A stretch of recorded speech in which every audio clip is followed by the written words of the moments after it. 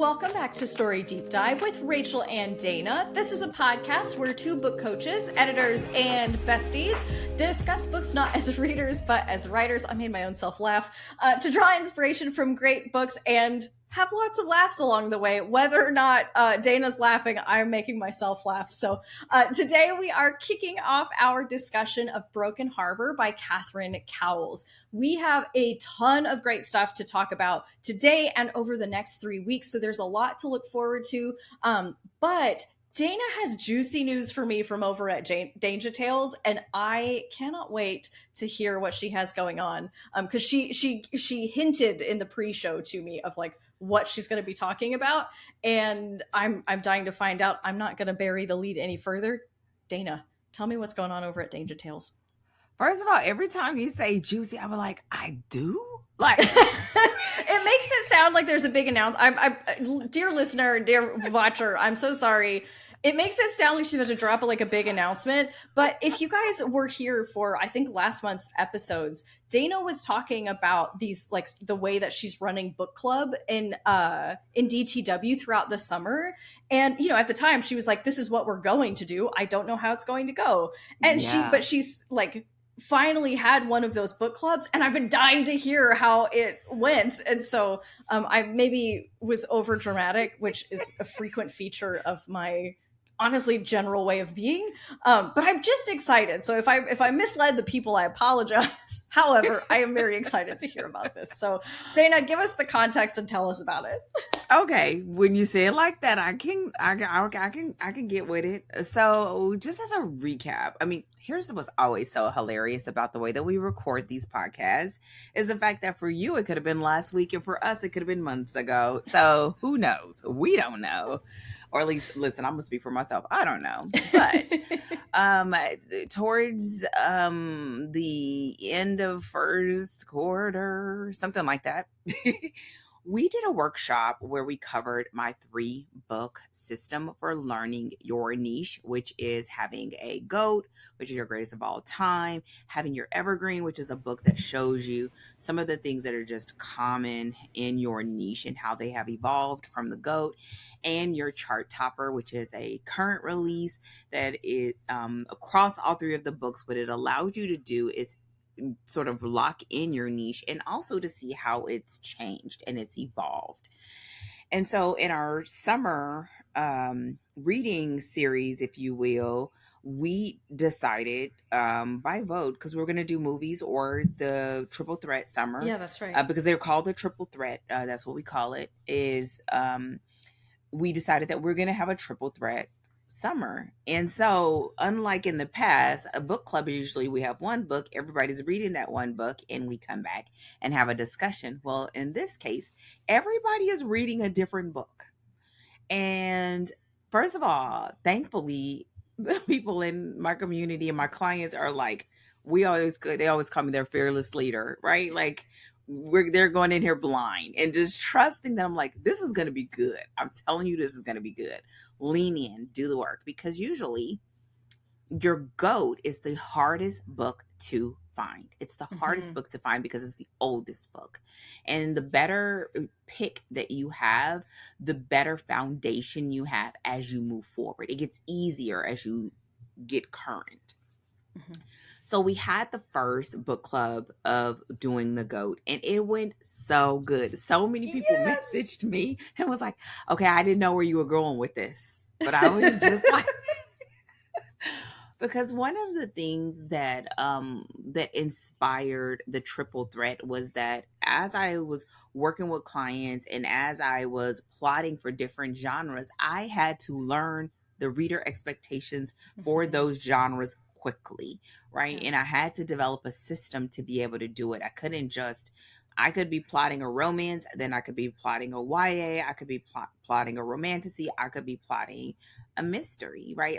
It just depends on the client. And so I had to have a way to come at this. And now what this turns into is honestly this very interesting spectrum of, you could be someone that has sort of decided that you want to write romance because it's one of the biggest genres and you're not a huge romance reader, but you've made this decision as a creative. And now you got to figure out what that means. It's not just those dirty books that you're not supposed to read. You got to, right? Or it could be a writer who is writing, let's say they've been writing contemporary romance and they've decided they want to go a little bit darker. They want to have morally gray main male characters. What does that actually mean? What does it mean to get that information on the page? And so coming into the conversation and having a dozen or so people having read different books, we even had some people that read the same book, because one of the things that I did was, leading up to it, I asked them to post the book that they selected.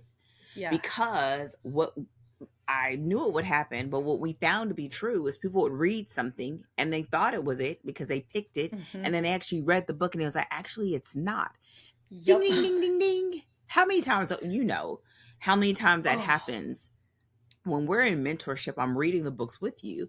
But if we're in community, I'm not reading everyone's picks. So you have to do a better job of it. Versus when you're in a mentorship with me, I can tell you before we even start reading it, no, this is not it. Here's why.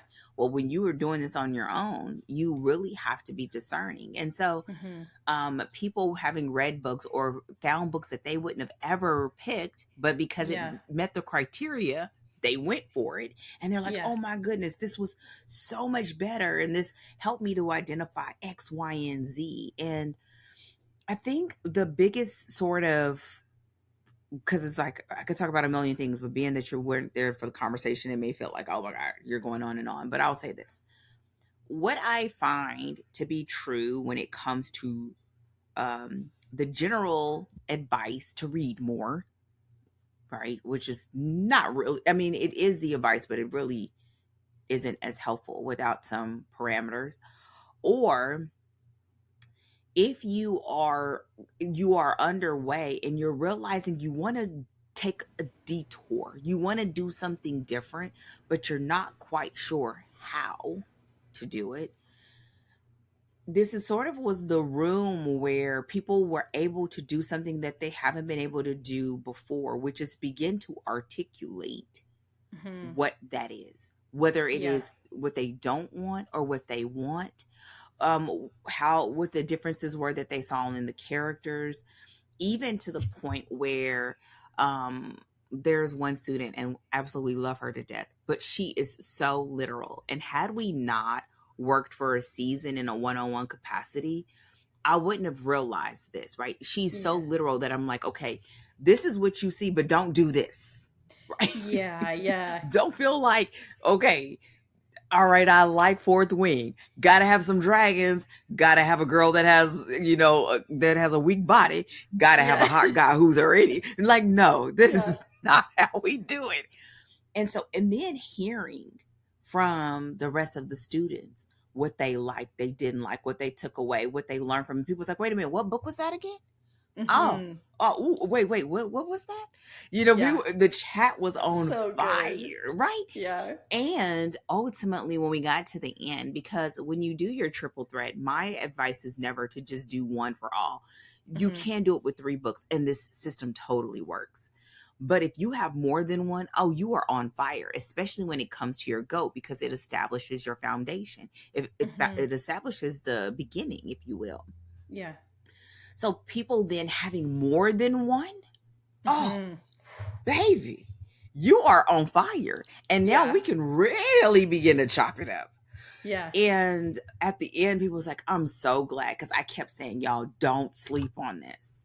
Listen, it's summertime. People are vacationing. The reason why we sort of have a low lived is to have a low lived. Yeah. And I'm telling you, listen, just take the book with you to the beach. Take the book. Come on, it's a steamy romance. It's gonna be great on the beach. Okay, it's not gonna be work. It's gonna be pleasure. Girl, no, other than you looking around to see if people know what you're reading, but Get a little paper bag that goes over the, those old book covers. Like you did when we were reading. What book was you reading? It was Dead Until Dark. Okay.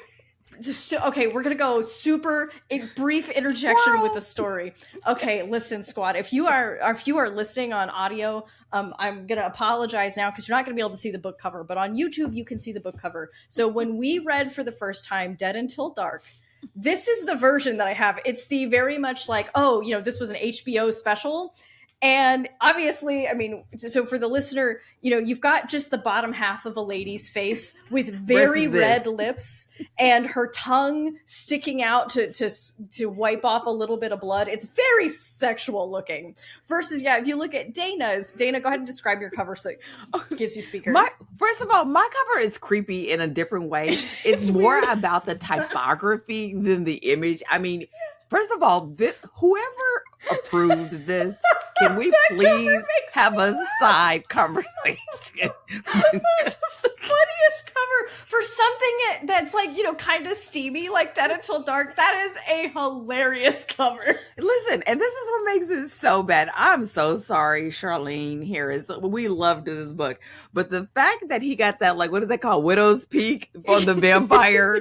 Like, who did this? But anyways, and the fact that they're flying. Anyways, my cover has supposedly a vampire and it has a Sookie like wrapped up in, he's sort of levitating like as if he's flying, but it's mostly typography. It doesn't feel sensationalized or sexual in nature. But Rachel was like chillaxing by the pool.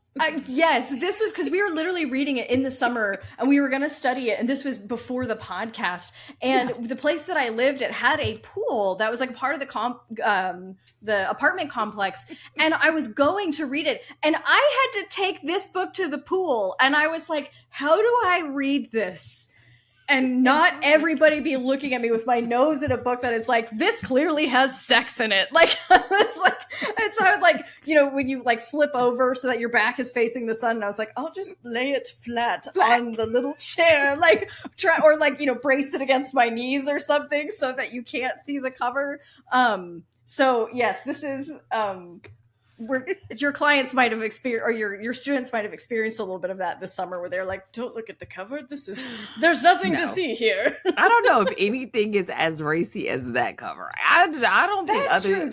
Not even the hot man, right? With like a shirtless, because it's just like a shirtless guy versus a mouth and a tongue, and it's a lot going on. Girl, all of it. But yes, I would say in the end. It made it so that asking them to not just read the book and not just answer questions, but to look at it analytically and to begin to have a moment to begin to sort of almost like decode what they were experiencing, what they were reading. And I mean, to the point where at the end of the conversation, us having a great sort of spinoff about the difference between steamy romance and contemporary romance. Because now, as they're starting to read these goats, because these are older books, now you're beginning to question something that if you were reading all contemporary or reading all modern contemporary romance, that it almost always feels as if it's all steamy. And now when you're reading some of these older ones, you're realizing, oh, no, it's not. Here are some of the differences. And so beginning to ask yourself those questions. So they are loving it. I'm so glad I've been vindicated. And now it's one more thing of like, do as I say. Just do it. Just racking up the, like, when Dana says do it, you know to do it. Just do it. Listen, I'm not going to ask you to do something. First of all, because then I got to do it. I'm not going to ask you to do something I have to do too. And even just as the final note, like even for myself, like I decided to pick my goats and because for a couple of my pen names, because I want to do some different things after I finish this series. And when I did it, I ended up, they were great stories to pick, but they did not do what I wanted them to do. and giving, it's almost like you being able to articulate why it didn't work is just as helpful as having a story that does work. For and beginning to do that and being able to explain that and be able to use that languaging and that understanding to ask a question in community or on a Q&A. Like it has this sort of ability to permeate all types of conversations around your role as a storyteller and how you see your stories. And so, so basically you were right. It was juicy, but we got it in. So yeah, definitely. So now we finished that, and in the month of August we'll be doing our Evergreen, which this is when everyone is so excited. But we had so many people that are going back and doing more, reading more goats. So I think it's going to be very interesting when we get to the Evergreen, what that feels like and how you're able to compare and contrast that experience. That means that during our next month's episodes, we're gonna have to check in with Dana and find out how the Evergreen book clubs went. And we need to I'm saying this to everybody in the audience as though they're gonna like email me and be like, "Hey Rachel, don't forget to ask about this thing whenever you podcast next." But that means that's gonna go top of list for stuff that we're gonna need to talk about. Exactly, it is. And so, what about you? What do you have going on over there at Story Cipher? So at the time of this recording, so by the time this comes out, it'll be roughly a week or two ago. I spoke at ProWritingAid's novel summer camp, and so for anyone listening, at the time of this recording, and probably when this comes out as well, you can find the replay if you sign up for like ProWritingAid's novel summer camp. They keep all of the replays, so if you're like, oh man, I didn't know that was happening, you can still kind of get in there and catch some of those replays. But I gave a talk about how to structure a crime story. And that was I so enjoyed giving that presentation because we talk about this a lot on the podcast, but I got to go real like deep into like act by act. This is what crime stories are doing, right? As we are building them, because crime stories are really easy any story is easy to feel like a flat line, but I find that crime stories can be especially easy because they're centered on an investigation, which is a search for information, right? And so it's really easy for the story to kind of feel like we went to this place and we learned this thing, and then we went to this place and then we learned this thing. And you do that over and over again until eventually the story's over. And we're like, okay, we found out who did it. And I've even read crime novels where, the information gets increasingly more gruesome, or the deaths get increasingly more gruesome. And that does not translate to an increase in tension.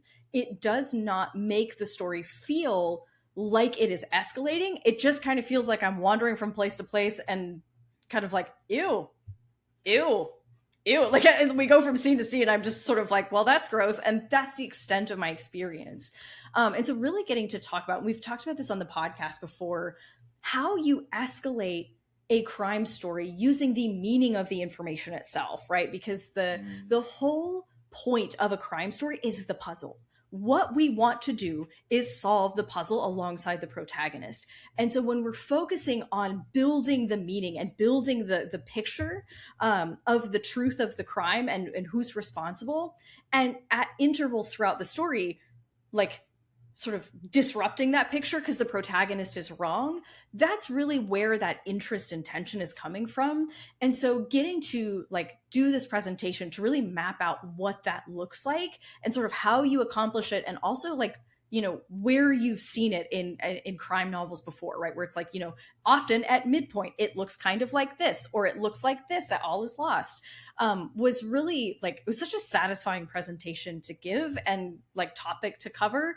So that's what I did recently. And I really enjoyed it. And as far as I knew from the chat, everybody enjoyed it as well. So that's what I've been doing lately while, running the academy and clients going in. I had a client just publish his first book at the beginning of July, which was like a huge, obviously it was a huge milestone. And so as soon as he got some like special edition leather bounds made. So when when we record next and I have my copy, I'll be sure to show it on camera because they're really, really cool. So yeah, more of the same. Awesome. I can't wait to see it. The other thing I was going to say that I find that whenever you have this opportunity to go back to the basics, that it's really great. I mean, as someone who teaches it a lot and you're talking about it a lot, because you can get hyper focused, but a lot of answers can be, or a lot of questions can be answered just by understanding the rhythm and flow of story, period. So true. It's just, and I always tell people, they're like, I'm like, just work with me. It's almost like you learning to dance. Mm-hmm. Let's just come on, get some rhythm behind it first. Yeah. Once you get that rhythm and you get that rock, then we start adding on that extra stuff. But until until you get that rhythm, it's hard to drop down, or it's hard to understand why this section is so important. Like us talking about, the breakup scene, or why, because even if it's just,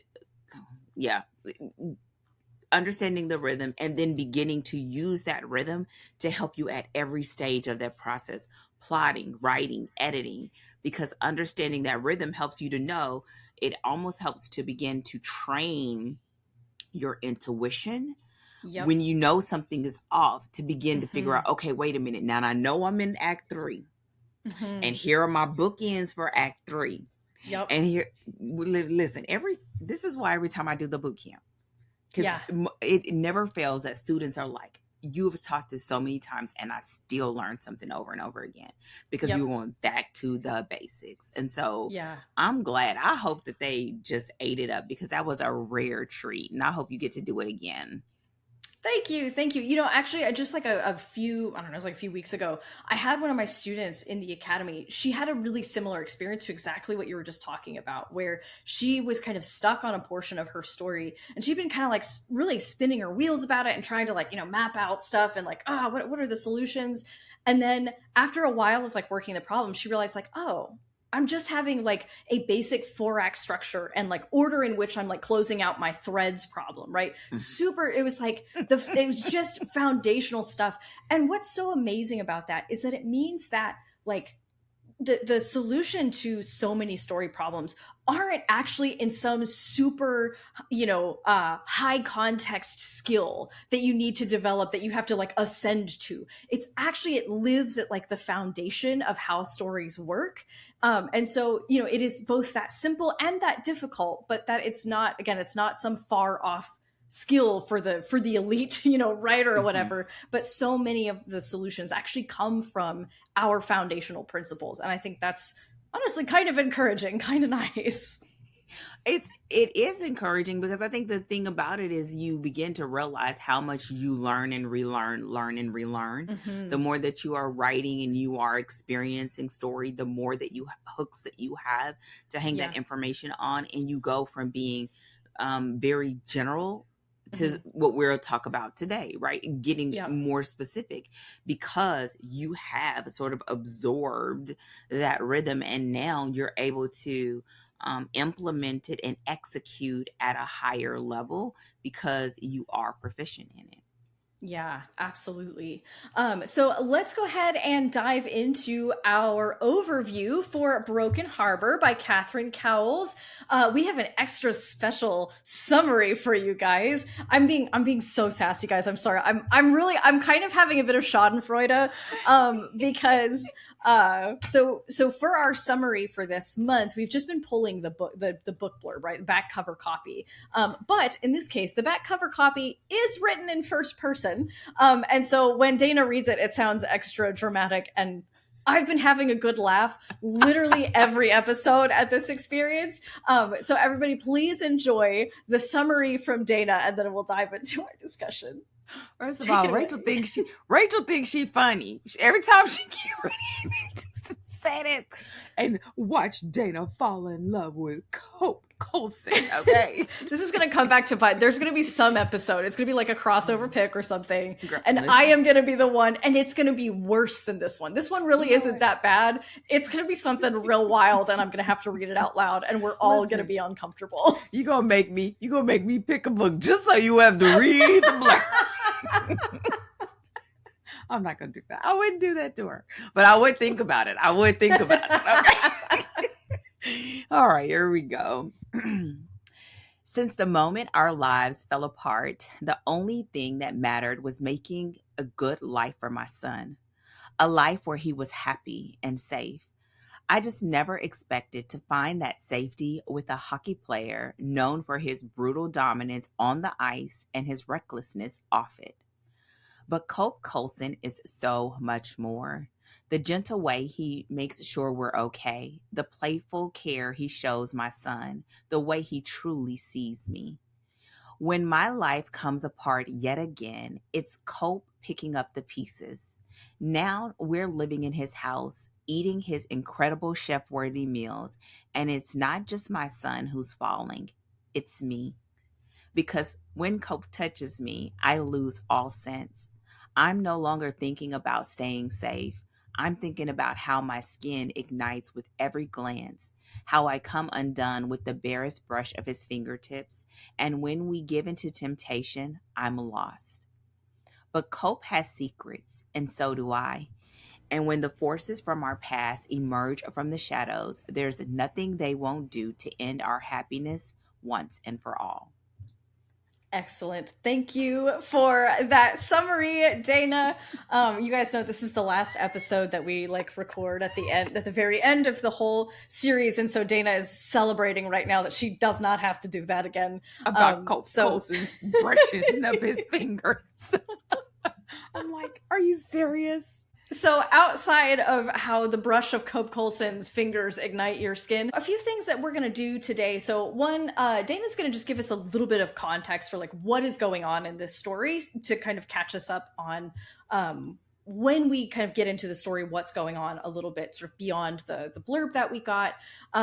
We also are going to talk about what is really good about this story, even if you're not a romance writer, right? Because this story has some really great structural things going on that are useful for anybody. We're also going to have a little bit more discussion about romantic suspense in particular. So this book has a romantic suspense element, but it's also small town kind of cozy, and she does a really nice job of weaving those together. So I just want to kind of tease out from and get Dana's perspective on romantic suspense as a subgenre, and talk a little bit more about what we expect from romantic suspense, and then we'll just kind of touch on some things that we have coming up in our discussion, including some talk about prologues and first chapters, which we have a really nice discussion coming up on that. So Dana, do you want to kind of lead us in with some of the basics of what's going on in this story when we kind of show up? Mm-hmm. Okay, first of all, I gotta start off with caveats. I always gotta start off with caveats. I feel like when Rachel talks about this stuff, she is super heady. She just has all the beautiful words. I'm gonna just tell y'all how it is, okay? The old school used to say like a TI is, okay? So the first thing that we're gonna talk about is how this story sort of comes to be, and I think a lot of this will iron out a little bit when we talk about the subgenre or the category of it in general, but it plays a lot into sort of this juxtaposition that we have in this story, which is you have Sutton, who is a single mom and to a little boy named Luca. And when we encounter her at the beginning of the story, we encounter her at a very rough time in their lives that exposes her to danger, not of her doing. And it sort of starts off this book in a way that makes you feel like, wait a minute, wait, what am I reading? And which goes along with what we've been talking about in so many episodes of setting up reader expectations, setting up the promise of the story. And then as we move forward, we sort of dive deep into this small town romance with this single mom and this hockey player who's having some issues on the ice and off with publicity and how he's been handling things. We find ourselves folded into this found family. And you experience Sutton trying her absolute best to create a sense of normalcy and safety for her and her son, all while falling for this guy who's everything that she has vowed to stay away from. But they find themselves in this sort of rhythm, if you will, of being exactly the person that the other needs to really come on the other side of what they're experiencing and the wounds that we see them grow from in the story. But all the while that when we're sort of steeped in this romance, we are not forgetting that this is a suspense. And Mm-hmm. so one of the things that you'll hear us say over the next few episodes is how much we are enjoying the romance, but we never forget how the story starts off, right? We don't forget that it's sort of like this cloud that is over them. And it makes it so that this story from the jump has these life or death stakes that almost seems at odds with the Mm-hmm. small town romance vibe. She owns a Yeah. bakery, right? She's making cookies Yeah. and cupcakes. But to have these life or death stakes that are attached to the story and that um, allows us to go through this story and see a romance and a suspense Mm-hmm. match pace and unfold. And Yeah. so this is sort of what we find ourselves like wrapped in immediately when we Mm-hmm. get into Broken Harbor. Yeah, and one of the things just like structurally about this story that I found really effective. You guys hear me, if you've listened to the podcast um for any length of time, you will hear me talk a lot about the order in which we open and close story threads, Mm-hmm. right? And it's really important because it establishes the kind of correct pacing of the promises that you've set up and making sure that you're closing them so that it doesn't feel like especially by the end of the story, the reader doesn't feel confused about like, wait, what was the climax of this story? What was this story actually supposed to be about, right? And so the order in which she kind of opens up the suspense thread and then opens up the romance and then closes those out in that, right? She closes the romance first and then closes the suspense kind of around it. And then, of course, we get like all of that just nice resolution at the very end. It makes a really nice, like, again, it makes that prologue even more important, right? Because it starts us on this note so that the very last thing that we close out at the climax is the thing that she opened first. And then the romance kind of exists right inside of it. So it's really, really nicely nested into the plots are really nicely nested. I wonder if we could, oh, do you want to say something? Yeah, and I think part of that goes to the conversation that we also have when it comes to the fact that these plots and subplots in the story, how they're laid out, because Yeah. what sort of goes with something that I say I feel like a million times is that this is a great story to see that done, whether Yes. you want to write a romantic suspense or not. Being able to say, this is what they keep talking about, and now you get to see it work out really cleanly, Yeah. is a great example of what the way that you can apply that same approach to whatever story you're working on. Yeah. Yeah, absolutely. This book has a really nice, like we talk all throughout the next 3 weeks about the kind of sort of quote unquote story threads and Mm-hmm. the way that they are right kind of neatly braided into each other, but they are distinct enough that you can see them in action, right? So when you're in a scene, you're like, oh, I see this thread at play, I see this thread at play, and you can kind of pick them out even though they're really neatly interwoven with each other. So none of them feel tangential or like we've ambled off in some other direction and we're like, why are we here, Mm-hmm. but you can still pull them out as being distinct from one another. And this actually goes to like the facets of this story that are great even if you're not a romance writer, right? So the order in which she opens and closes her threads, as well as the distinctiveness of those threads, right? Sutton trying to run the bakery and get her life together, Cope's life as a hockey player and trying to kind of get almost like rehabilitate his reputation, and all of the different pieces that kind of come together in the story. You can see them so clearly, and so that makes it a really great example of how you take those and you weave them together. Mm-hmm. It's also a great way to see having two genres merged, right? Whenever you say something like romantic suspense, we are saying that these two things are Yeah. equally important. It's not a subplot.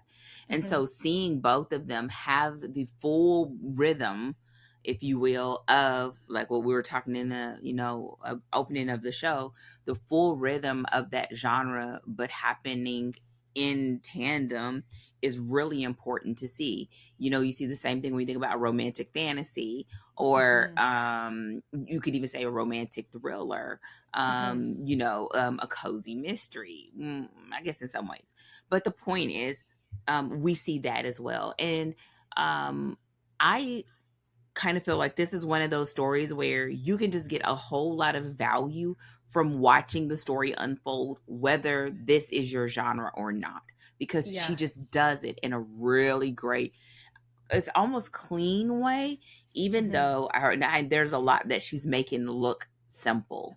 That's not. And that's almost, it is. I think those are some of the best stories to study. And then when you really start studying, I'm like, oh no, she did a whole bunch right here. Yeah. But for this reason, we kind of wanted to talk about it now, because even if you're not a romance writer, or even if you don't want to do a romantic suspense, this is one of those stories that you still will want to pick up. And it's a great audiobook, right? Yeah. You could just listen to it and be able to clearly see those lines, see how she's building it, see how she's sort of not even hiding the lead. Like it's still there in little subtle ways.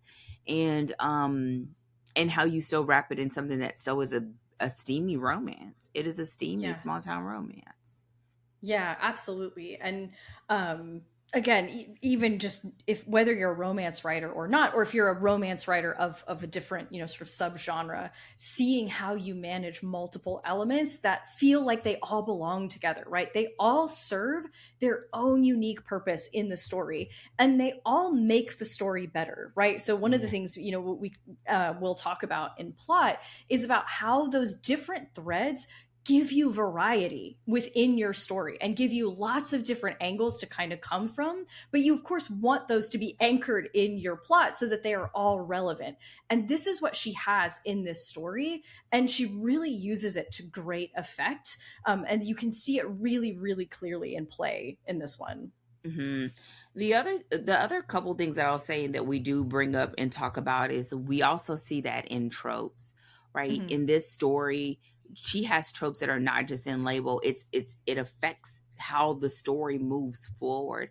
So if you're someone who's like, you feel like, oh no, I don't want to use tropes, or you're someone that feels like, well, everyone is using the same tropes, or I don't want to use the same tropes as someone else, you really are able to see like how she took those tropes and how she allow it to infuse in the story, and how it affects the way they move forward, the way they interact and engage with each other, the internal conflicts that they have between each other, and the difference between what they feel like they want versus what they think they need versus the situation that they find themselves in.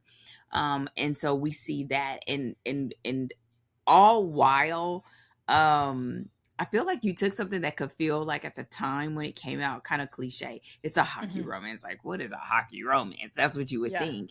But that was a question I asked when you suggested the book. I was like, I'm sorry, a hockey romance? What does that mean? It means it's exactly what it sounds like. Exactly. And you see that. And even to the point where she made it so that the hockey in it is it disrupts her womb. Right? It's something that she wants nothing to do with. So I feel like what you're going to see as we move forward is that we unpack this more. But I hope in us having this conversation now that it sort of removes the thing of like, well, that's not my genre. That's not my thing. Yeah. Because this is one of those stories where, not a 100%, but it's enough where you may want to lean in, because it just sort of is kind of given this fundamental flex. And so I think it's really great at doing that. And it's just a good, solid read without being too heavy. It's not, I mean, there's some moments, but it's not too heavy. It's an easy, air quote, easy read, while still packing a major punch. Yeah, absolutely. And actually, because there are life and death stakes kind of at work in the story. So can you give us like a little bit of a primer on romantic suspense, what it is and what we tend to like expect from romantic suspense? For, yeah. This is where Rachel and her fantastic definitions. Okay. So here's what I will say. Okay. That first of all, it is still wholly a love story and it's still wholly a suspense. And usually what you have in your suspense is that there's some sort of central threat, right? That is, and a lot of times it's going to be life or death. And it's usually a high stakes, right? External danger. Which is going to be a little bit different than if you have something like things we never, well, technically kind of did in a little bit on the suspense, things we never got over when we talked about that, when it's just like her trying to be not a people pleaser and him trying to get over, some of the things that happened with his parents and his father's relationship or his interpretation of how his father handled the loss of his mother.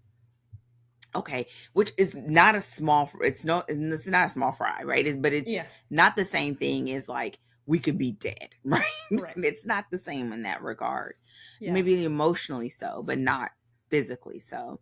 And so when you have a romantic suspense, those two things come together, and you want it to be in a way that it is inseparable, right? That they are equally important, and that you have both this emotional vulnerability while having this danger, real world stakes, all while still getting to their happily ever after that we get from a romance, right? And those two things come together, that they have to get over both things, their aversion to love, and whatever those real world dangers are, to be able to have their happily ever after. Now, one of the other things that we sort of talked about before the show, when we are doing our sort of debriefing, if you will, is that you're going to find in romantic suspense that there are all types of stakes. I don't know if it's as clear cut. I mean, I'm sure someone will write a book on it at some point. Who knows? Maybe I will, which I doubt. But there are different ways, right? There can be, if you are doing organized crime, or if you're doing like a mafia, or you're doing something like if you have people that are in some sort of law enforcement, right? I'm thinking of Cold and Deadly. Tony Anderson. That's right. Cold and Deadly. There are still life or death stakes, but the fact that it was in cahoots with their professions, and it did eventually affect them personally, right? Because it was a suspense. So you can find that those external stakes can differ as far as the source, but it would still be sort of considered a romantic suspense. Now, when you get to things like Amazon categories and things like that, you may get a little bit more specific, just because it's helpful to the reader. But I don't know if I would say there is a huge difference categorically, other than the fact that the person's profession, or where we find them, like regular schmegular versus a professional FBI agent or whatever, the dynamics of it would be purely based on their situation. Right. The actual progression of the story would feel similar, but the way that it shows up would be different. And so here, the biggest thing that we're finding is that we have regular people, but because of the way that it opened up and the source of that sort of inciting moment, that we realize that Sutton has secrets, as she says in the blurb, but there's baggage there, right? With her ex and his life, and how the things kind of went left for him, and how that comes back around to affect them all. And she does this in a very beautiful way, because it's not a singular thing, which makes it even better, because when you get towards that climactic moment and you can bring all those threads to sort of converge, it just makes the whole thing so yummy. And so that's what you have in a little bit of a nutshell, but kind of not, and when you have a romantic suspense. Well, and one of the things that we talk about in the coming weeks, and one of the things that you've pointed out, is that that's where this story kind of like differs from what we typically expect from a romantic suspense, right? So romantic suspense is, from what I'm gathering, is largely defined by the presence of that type of external threat, right? That's bringing in kind of our life and death stakes. And now that's, we have life and death stakes in a lot of times things like romantasy. So it's not only romantic suspense that has life and death stakes, but that's Mm-hmm. one of the features that we see in a romantic suspense. And we have that in this story, but with the sort of like, it's a little bit unusual that it's just regular people in this kind of small town context. So we've sort of combined two things that we don't see together as often, which is romantic suspense and small town romance, or like, yeah, small town. Well, I wouldn't go as far to say that. I just feel like this is what she's doing really well, because this is what she writes. Almost all of hers are small town. You find though it would be it's a niche, a sub niche in itself, that people like having that sort of dynamic. I mean, think about it. Yeah. It almost is like having a cozy, but with the heat on the page. And so I would say it's not that it's uncommon, but I think she just does this really well. And it's not as common as seeing like a mafia, right? In a mafia, you wouldn't normally or classically or commonly call it a romantic suspense, but it is. Yeah. Because usually the external threat and the stakes are being brought on by their profession, which is being a part of organized crime. And usually in the case of organized crime, like, we're not just trading cupcakes, right? We're trading bullets.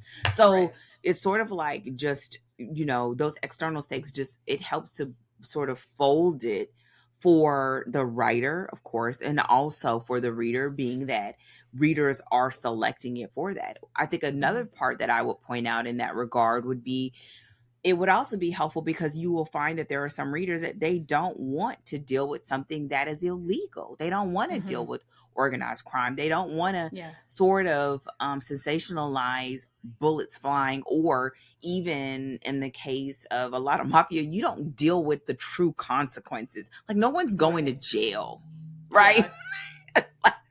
Right? They're just not, that's not how this works.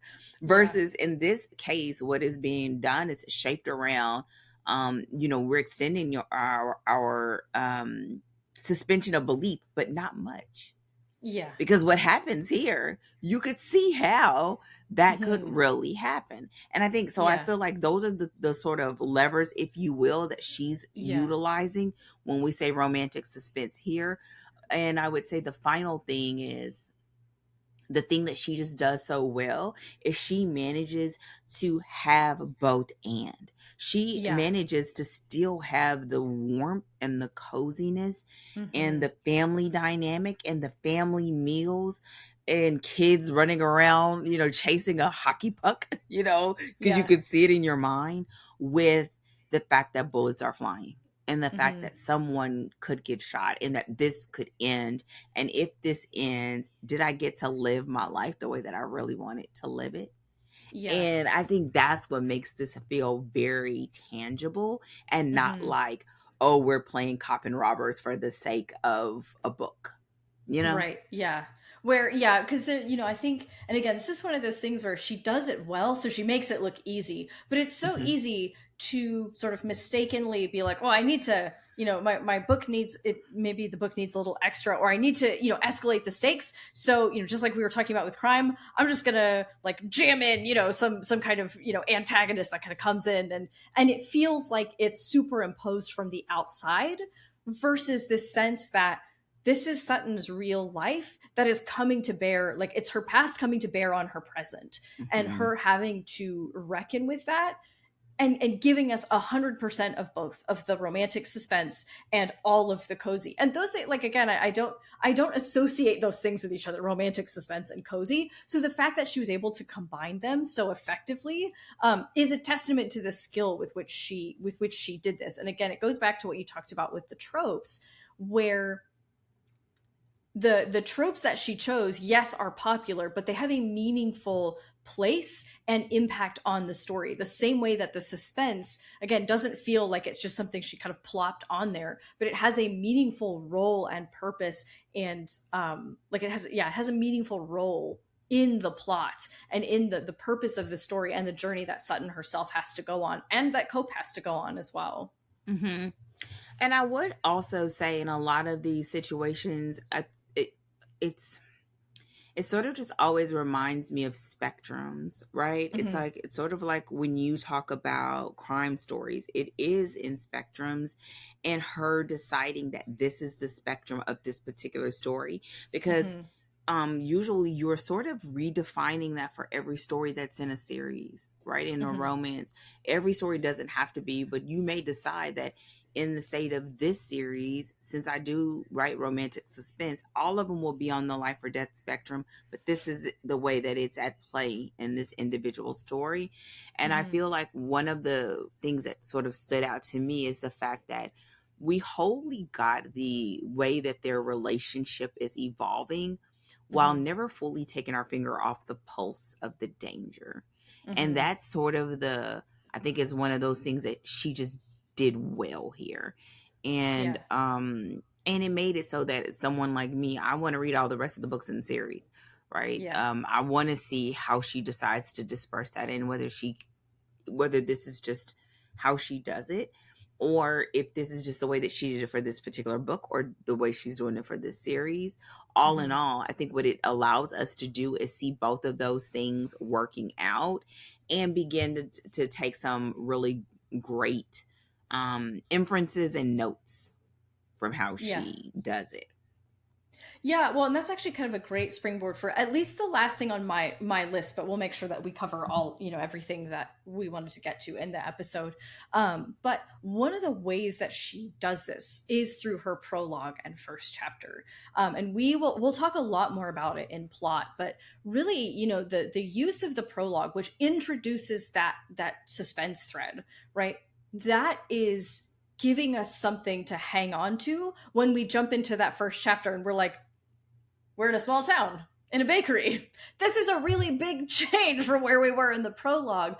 And it's so important for setting up those expectations and letting the prologue really do some serious work for establishing the tone, because there is kind of a tonal shift when we get into that first chapter. But she does a really nice job of like drawing through like some breadcrumbs from the prologue so that we know that this prologue is important. She didn't just forget about it in, the first chapter, and then she's like, actually, I'm telling a different story, right? And then opening the first chapter in a small town. And that is one of the really key ways that she set up the suspense thread, and then was able to continue that by continuing to drop the breadcrumbs throughout. So like you said, we never lose track of the fact that there is an external threat out there. Mm-hmm. And y'all hear me talk more about this when we talk about it in plot, but I would say this here: if you've heard any other any other of the episodes when Rachel was just like, something was just off, and you didn't say it that way, but really I tried to say it nice. Exactly. But it really comes down to like, what is the promise of what this story is really about? And that you don't want to go into something, especially because the cover does not tell you anything. I don't have it around me. I was looking around to see if I had it around me. The cover does not tell you that. It just looks like pretty like abstract. It's light blue and purple and white. Like it's not dark, black and white, or not even the colors we expect on exactly. A romantic suspense. No. And so part of this is managing expectations. And what she does, which we've talked about also, which is your setups and payoffs. Oh, she set that baby up. And to the point where, is why we have it here in the first place. I read it a couple of pages in Barnes and Noble, and I was like, wait a minute, what is this? And so what this does, it kind of can do it in a way that feels like it's kind of it's I don't want to say it's over the top. I don't want to say it's dramatic, but it captures your attention, and you almost immediately have to say, do I want to keep reading this? And that could be one of those things where you feel like, oh, you have thoughts whether it's good or bad. Here, it does a clear job of saying, is this a story that I want to read? And do I want to keep going? And when you keep going, you go in the next chapter and you're just like, wait a minute, what just happened again? And then when it gets to the end, you're like, oh, it just all sort of settled in together. So it does a great job for setting up. It does a great job for setting up expectations. It does a great job of helping to manage and maintain that spectrum of what to expect. And it also does a great job for us to understand, even when we encounter sudden in those first chapters afterwards, of what she is up against. And it's like this invisible thing, right? Because the reality is, and this is sort of adjacent, but you know me, I like to like go back. Let's do airplane view because it helps you to understand the on the page a little bit better. The remedy that Sutton picks after that prologue is hide. And who can live a full, happily ever after, I'm living my blessed life if you are hiding? No one. Yeah. So you think this is a solution, but the reality is it's not. Yeah. But if somebody told you that, she gonna be mind your business. This ain't your life. Like, you know what I'm saying? Listen, that's what would happen. And this is what tells us why this story, why now? Because somebody bumps into her place where she is okay with playing small. If it means that we're safe. Or you realize that playing small still doesn't keep you safe. Yep. And this is, again, like the spectrum that we get to experience in romance and the spectrum that we get to experience in this story. And she just does it in a way that you care and you want Sutton to not have to hide her little light under a bush. We don't want that. We don't want that. And you get to see her wrestle with that. And you get to see him wrestle with his own demons, if you will. And for them to get to a place where they can have the happiness that the romance promises. So when we see that, and then we know that this is promised to happily ever after, we're thinking, how in the heck is she going to be able to pull this off? Yeah. And then we keep reading and keep turning pages. Yeah, absolutely. Absolutely. Were there any other key points that you wanted to make sure that you highlighted before we wrap our discussion and our overview for Broken Harbor? I would say no, other than the thing that I sort of say almost in every episode. So I might as well kick it off here, which is this story is not one that I would say, oh my God, it's my absolute favorite story of all time. And I'm going to reread this story over and over again just because I love it so much. Like I always think of that girl from I'm going to love it, squeeze it, and hold it so tight. Right? It's not that. However, this is a story that I would recommend over and over and over and over and over again because of these reasons. And that's why I think us having this conversation of just like, don't let the romantic suspense fool you. Don't let the romance fool you. Like allow yourself to sort of let those things come down for a second and lean into some really good storytelling. That she takes some things that are really complicated to pull off and she makes it look easy.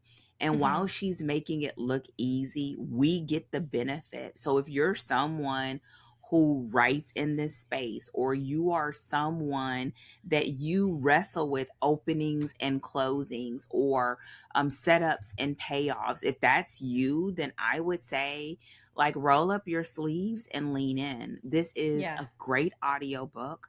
The book itself holds your attention. It is steamy, so there are things that are steamy scenes that are on the page.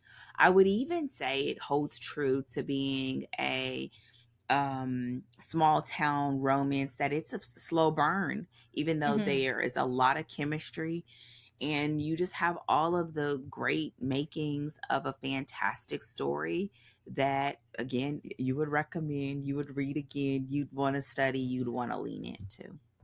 Yeah. Awesome. All right.